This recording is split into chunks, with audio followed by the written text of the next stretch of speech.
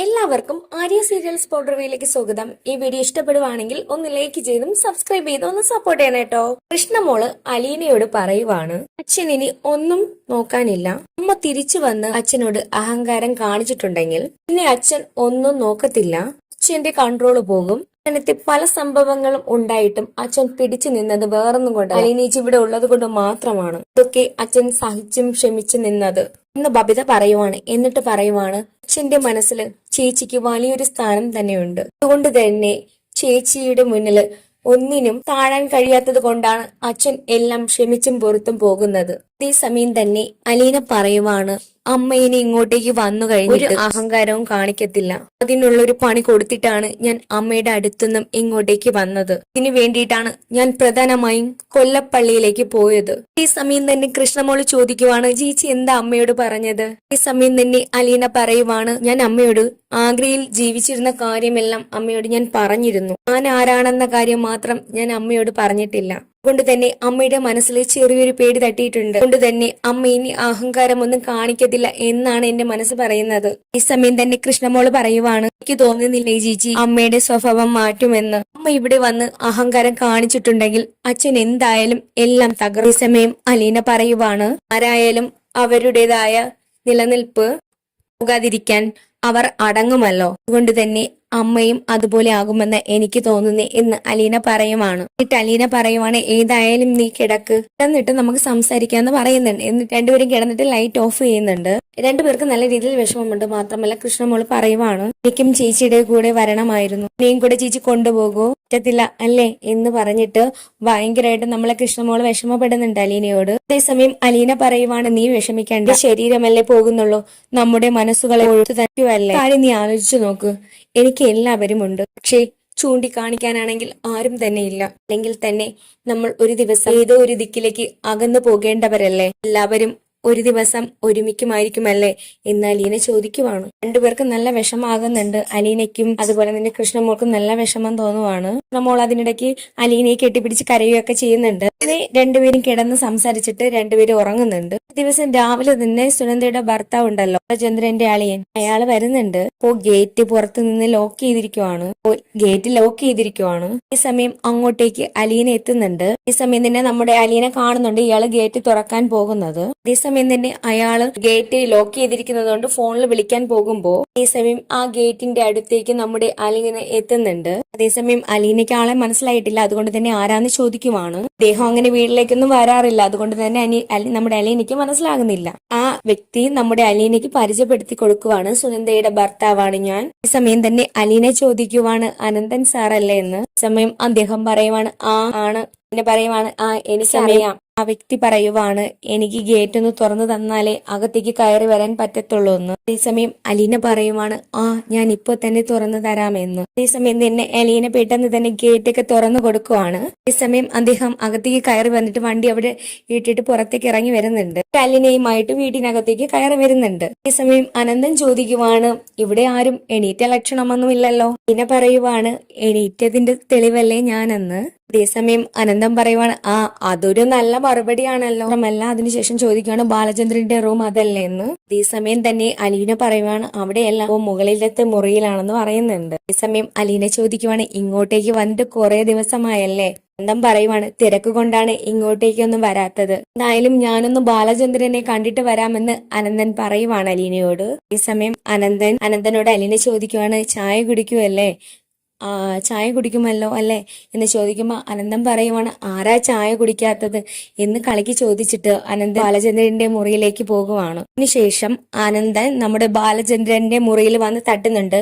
അനന്തനാണെങ്കിൽ നിൽക്കുന്നത് കണ്ടതും നമ്മുടെ ബാലചന്ദ്രനും ഭയങ്കര സന്തോഷാകുന്നുണ്ട്. അതേസമയം ബാലചന്ദ്രൻ ചോദിക്കുകയാണ്, യൂണിഫോമിലൊക്കെ ആണല്ലോ, എന്താടോ താനി പവറിലാണല്ലോ, രാവിലെ തന്നെ എനിക്കൊരു സർപ്രൈസ് ആയല്ലോ എന്നൊക്കെ ചോദിക്കുവാണ് ബാലചന്ദ്രൻ. ഒരു കാര്യവുമില്ലാതെ നീ ഇങ്ങോട്ടേക്ക് വരത്തില്ലെന്ന് എനിക്ക് നല്ലതുപോലെ അറിയാം, എന്തോ പ്രധാനപ്പെട്ട കാര്യമുണ്ടല്ലോ എന്ന് ബാലചന്ദ്രൻ അനന്തനോട് ചോദിക്കുവാണ്. ഈ സമയം തന്നെ അനന്തന്റേതായ തിരക്കുകളും കാര്യങ്ങളൊക്കെ ബാലചന്ദ്രനുമായിട്ട് ഷെയർ ചെയ്യുന്നുണ്ട്. സ്റ്റേഷനിലെ ജോലിയല്ലേ, അതുകൊണ്ട് തന്നെ 24 മണിക്കൂറും എനിക്ക് ജോലിയൊക്കെ ഉണ്ട്. ഈ സമയം തന്നെ ഒരുപാട് കാര്യങ്ങൾ ബാലചന്ദ്രനും അനന്തനും കൂടെ സംസാരിക്കുന്നുണ്ട്. ഈ സമയം ബാലചന്ദ്രൻ ചോദിക്കുവാണ്, ഇത്രയും രാവിലെ തന്നെ തനിക്ക് ആരാണ് ഈ ഗേറ്റ് ഒക്കെ തുറന്നു തന്നതെന്ന്. ഇത് അലീനയാ വന്ന് ഗേറ്റ് തുറന്നത്, ഞാൻ വിളിക്കാൻ നിൽക്കുമ്പോൾ തന്നെ അവൾ വന്ന് ഗേറ്റ് തുറന്നു തന്നായിരുന്നു. ഈ സമയം ബാലചന്ദ്രൻ പറയുവാണ്, അത് അവൾ അങ്ങനെയാ, മറ്റുള്ളവരുടെ ആവശ്യങ്ങൾ എല്ലാം മനസ്സിലാക്കാനുള്ള ഒരു സിക്സ്ത് സെൻസ് ഉണ്ട് അവൾക്ക്. ഇതൊക്കെ ബാലചന്ദ്രൻ പറയുവാണ്. ഈ സമയം അനന്തൻ ചോദിക്കുവാണ്, ഈ പ്രശ്നങ്ങളൊന്നും ഇതുവരെയും സോൾവ് ആയില്ലല്ലേ എന്ന് ചോദിക്കുമ്പോൾ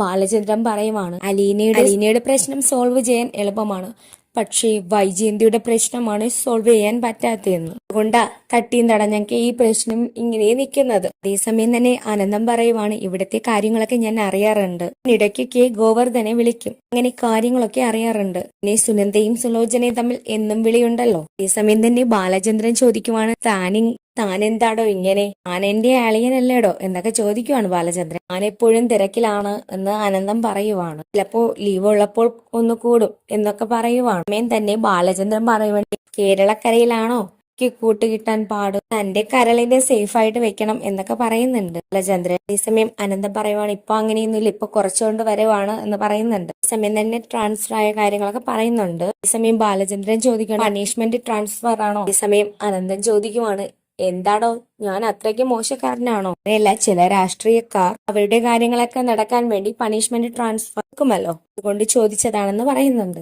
അതൊന്നുമല്ല, ആയിട്ടാണ് എനിക്ക് പ്രൊമോഷൻ കിട്ടിയതെന്ന് പറയുവാണ്. അതേസമയം ബാലചന്ദ്രൻ പറയുവാണ്, കൺഗ്രാറ്റ്സ് ാണെന്ന് ചോദിക്കുമ്പോ അനന്തം പറയുവാണ്, കൊട്ടാരക്കരയിലേക്കാണെന്ന്, അഞ്ചലിലേക്കാണെന്ന് പറയുന്നുണ്ട്. ഈ സമയം തന്നെ ബാലചന്ദ്രൻ ചോദിക്കുവാണ്, അഞ്ചൽ പുനലൂരിനടുത്തല്ലേ എന്ന് ബാലചന്ദ്രൻ ചോദിക്കുവാണ്.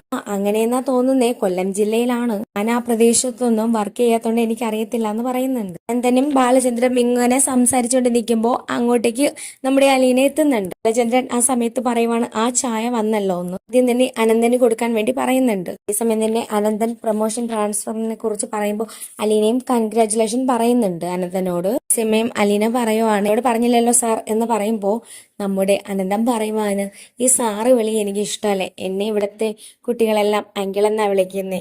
എന്നെ അലീനയോട് അനന്തം പറയുമ്പോ അലീന പറയുവാണ്, എങ്കിൽ പിന്നെ ഞാനും അങ്കിളെന്ന് വിളിച്ചോളാമെന്ന്. ബാലചന്ദ്രൻ അതേസമയം പറയുവാണ്, അലീന ഇവിടുത്തെ ജോലി മതിയാണെന്ന്. അതേസമയം തന്നെ അലീന പറയുവാണ്, എനിക്കും പ്രൊമോഷൻ ട്രാൻസ്ഫർ എന്നാണോ അച്ഛൻ പറയുന്നത്. അതേസമയം തന്നെ അലീന താഴേക്ക് പോകുവാണ്. എന്നിട്ട് ബാലചന്ദ്രൻ നമ്മുടെ അനന്തനോട് പറയുവാണ്, കൊല്ലത്തേക്ക് പോയി കഴിഞ്ഞാൽ സുനന്ദയും കുട്ടികൾ അവിടെ ഒറ്റയ്ക്ക്, ബാലചന്ദ്രൻ സമയം കിട്ടുമ്പോൾ അവരെയൊക്കെ ഒന്ന് പോയി തിരക്കി നോക്കണം കേട്ടോ എന്ന് പറയുന്നുണ്ട്. ഈ സമയം ബാലചന്ദ്രൻ ചോദിക്കുവാണ്, അവിടെ എന്താ ക്വാർട്ടേഴ്സ് ഒന്നും കിട്ടിയില്ലേ, അവരെയും കൂടെ ഒന്ന് കൊണ്ടുപോകുന്നതാണ് നല്ലത്, അപ്പോ മക്കൾക്കെല്ലാം വെക്കേഷൻ അല്ലേ, സ്കൂൾ തുറക്കുമ്പോൾ കുട്ടികളെ അവിടേക്ക് ചേർത്താലോ എന്നൊക്കെ പറയുന്നുണ്ട്. ഇവിടെ എന്തായാലും TC വാങ്ങാൻ വേണ്ടി പറഞ്ഞിട്ടുണ്ടെന്ന് പറയുവാണ്. സമയം തന്നെ നമ്മുടെ ബാലചന്ദ്രൻ അനന്തനോട് പറയുവാണ്, താൻ ഇരിക്ക് പോലീസുകാരൻ എന്നൊക്കെ പറയുന്നുണ്ട്. താൻ നല്ലൊരു കാര്യം പറയാൻ വേണ്ടി വന്നതല്ലേ, തന്നെ അങ്ങനെ പറഞ്ഞു വിടുന്നത് ശരിയല്ലല്ലോ എന്നൊക്കെ പറയുന്നുണ്ട് ബാലചന്ദ്രൻ. ഗോവർദ്ധനെ ഒന്ന് വിളിക്കട്ടെ എന്ന് പറയുവാണ്. ഈ സമയം തന്നെ ബാലചന്ദ്രൻ നമ്മുടെ ഗോവർദ്ധനെ വിളിക്കുവാണ്. സമയത്ത് നമ്മുടെ അനന്തൻ അവിടെ ഇരുന്ന് ചായ കുടിക്കുവാണ്. ഈ കാണിക്കുന്നത് നമ്മുടെ അലീന മുറ്റം അടിച്ചു വാരിക്കൊണ്ടിരിക്കുവാണ്. അലീനയെ കണ്ടതും നമ്മുടെ രോഹിത്ത് അലീനയോട് വന്ന് ചോദിക്കുവാണ്, എന്താ അലീന ചേച്ചി കാണിക്കുന്നത്, ഇന്ന് ഇവിടെ നിന്ന് പോവാൻ നിൽക്കുകയല്ലേ, ചേച്ചി ഇവിടെ മുറ്റം അടിക്കുവാണോ എന്ന് ചോദിക്കുവാണ്. വേറെ പെണ്ണുങ്ങളാരും ഇവിടെ ഇല്ലേ എന്ന് ചോദിക്കുന്നുണ്ട്. അലീന പറയുവാണ്, ഞാൻ പെണ്ണല്ലേ, ആൺകുട്ടികൾക്കും ചെയ്യാമെന്ന് പറയുമ്പോ എങ്കിൽ പിന്നെ ഇങ്ങോട്ട് താന്ന് പറയുന്നുണ്ട്.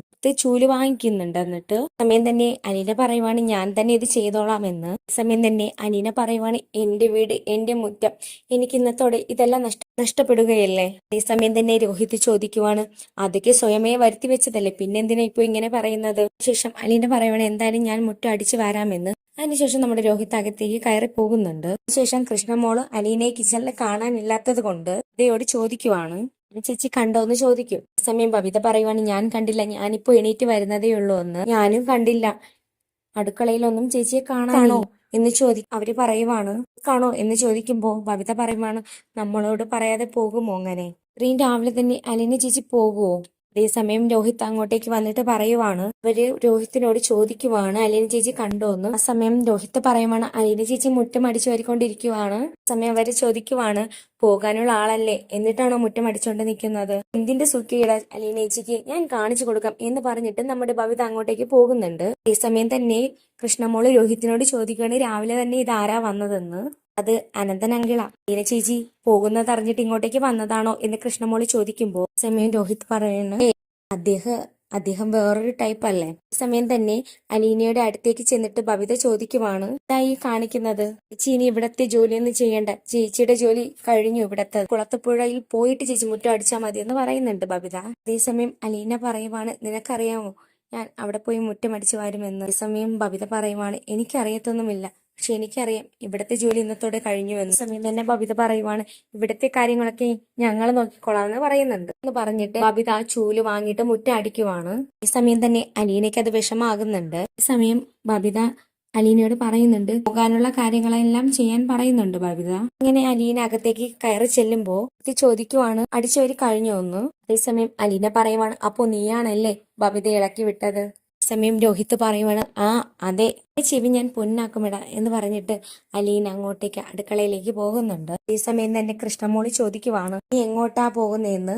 അതേസമയം തന്നെ അലീന പറയുവാണ്, അപ്പോ അടുക്കളയും എനിക്ക് നിരോധനമായോ, അടുക്കളയും എനിക്ക് നിരോധിച്ചോ. അതേസമയം തന്നെ അലീനയാണെങ്കിൽ കൃഷ്ണമോളോട് അനന്തൻ അങ്കിൾ വന്നിട്ടുള്ള കാര്യങ്ങളൊക്കെ പറയുന്നു. അദ്ദേഹം പ്രൊമോഷൻ ട്രാൻസ്ഫർ ആയ കാര്യമൊക്കെ പറയാൻ വേണ്ടി വന്നതാണെന്ന് പറയുന്നുണ്ട്. സമയം അവര് പറയുവാണ്, എന്തായാലും അദ്ദേഹം ഇവിടെ വന്ന് പറഞ്ഞത് നന്നായി, എന്തായാലും നന്നായി എന്ന് നമ്മുടെ നമ്മള് പറയുവാണെങ്കിലേ അയാളെ പറ്റി ഒരു അറിവും ഇല്ലാതിരുന്നതാ എന്ന് പറയുമ്പോഴത്തേക്ക് അലീന പറയുവാണ്, അത് അങ്ങനെയൊന്നും പറയരുത്, സുനന്ദ ആന്റിയുടെ ഭർത്താവല്ലേ എന്ന് പറയുന്നുണ്ട്. സമയം കൃഷ്ണമോള് പറയുവാണ്, അതിനൊക്കെ നമ്മുടെ ഗോവർദ്ധൻ അങ്കിളിനെ കണ്ടുപഠിക്കുക, കാര്യത്തിനും കട്ടയ്ക്ക് നിന്നോളും എന്ന് പറയുവാണ് നമ്മള് പറയുവാണ്. അതേസമയം അലീന ഫാസ്റ്റ് ഉണ്ടാക്കാൻ തുടങ്ങുമ്പോഴത്തേക്ക് മോള് ചോദിക്കുവാണ്, ഇനി എന്താ പരിപാടി എന്ന്. സമയം തന്നെ അലീന പറയുവാണ്, അപ്പൊ ബ്രേക്ക്ഫാസ്റ്റ് ഉണ്ടാക്കണ്ടേ.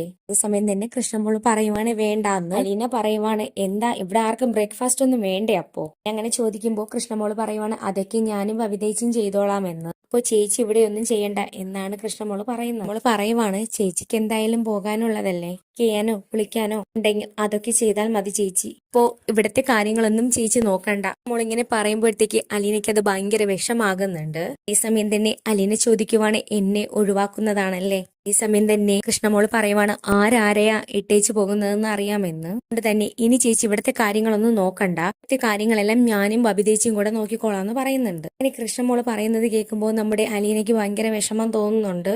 ഇനിയും ആ സമയത്ത് വിഷമിച്ചാണ് അവിടെ നിൽക്കുന്നത്.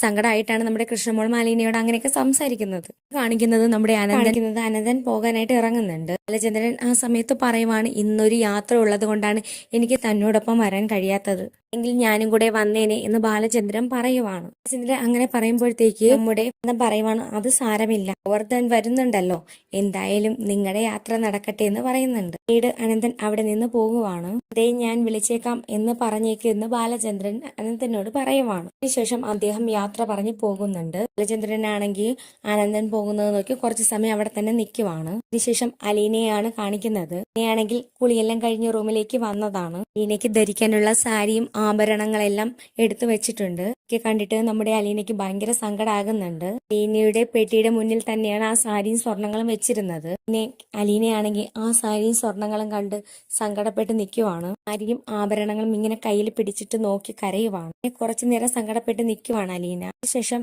ആ സ്വർണവും സാരിയും ബാഗിലേക്ക് തന്നെ വെക്കുന്നുണ്ട്. അതിനുശേഷം ബാക്കി ബാഗും സാധനങ്ങളെല്ലാം അടുക്കിപ്പിറക്കി വെക്കുന്നുണ്ട് അലീന. അലീനയുടെ ഡ്രസ്സെല്ലാം അടിയിട്ട് മാത്രമല്ല ഈശോയുടെ ഒരു രൂപമുണ്ടല്ലോ അതും അലീന ബാഗിലേക്ക് വെക്കുവാണ്. അതിനുശേഷം അമ്മമ്മയുടെ ഫോട്ടോ എടുത്ത് സങ്കടത്തോടെ നോക്കി നിൽക്കുന്നത് വെച്ചുകൊണ്ടാണ് ഇന്നത്തെ എപ്പിസോഡ് കഴിയുന്നത്. ഈ വീഡിയോ ഇഷ്ടപ്പെടുവാണെങ്കിൽ ഒന്ന് ലൈക്ക് ചെയ്തും സബ്സ്ക്രൈബ് ചെയ്തും ഒന്ന് സപ്പോർട്ട് ചെയ്യണം കേട്ടോ.